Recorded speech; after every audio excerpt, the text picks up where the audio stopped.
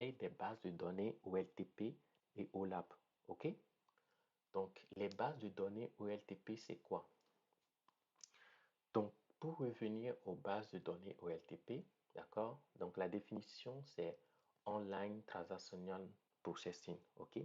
Donc, ELTP, au fait, c'est les bases de données qui servent de stocker les données qu'on produise, bon, des applications mobiles, des sites web, des logiciels de bureau, OK? Etc. D'accord? Donc, c'est des bases de données sur lesquelles on peut faire ce qu'on appelle le CRUD.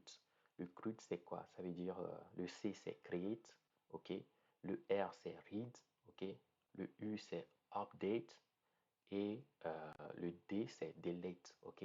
Donc, c'est des bases de données sur lesquelles on peut créer, lire la donnée, la modifier ou la supprimer, OK? Et la spécificité des bases de données ELTP, ça permet de pouvoir stocker des volumes, des données très volumineux, OK? OK? Et, euh, et, et lorsqu'on stocke des données assez, qui sont volumineuses comme ça, euh, on ne peut pas directement les analyser, OK?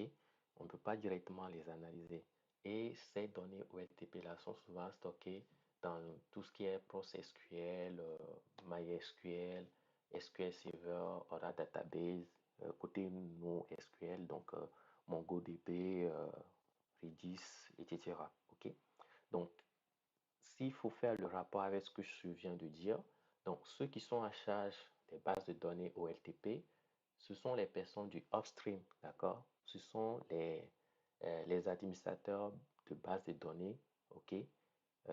Les software engineers qui utilisent souvent ces bases de données-là, ok? Donc, les DBA, c'est eux qui sont souvent en charge, ok? Donc, les DBA sont responsables de la création et de la gestion des bases OLTP, ok? Et en tant que data engineer, on va être souvent amené à traiter ces bases de données-là, ok? Donc, ça sera comme une source de données pour nous, ok? Et les bases de données OLTP sont souvent, donc j'ai dit très volumineuses, ok, ne conviennent pas sur des analyses complexes, vous voyez. Et donc maintenant, on va parler des bases de données OLAP, ok. Donc les bases de données OLAP, ça, au fait, c'est les data engineers qui créent ces bases de données-là, d'accord. Donc la définition, c'est Online Analytic Processing, OK? Donc, c'est des bases de données qui sont destinées à l'analyse, OK? Donc,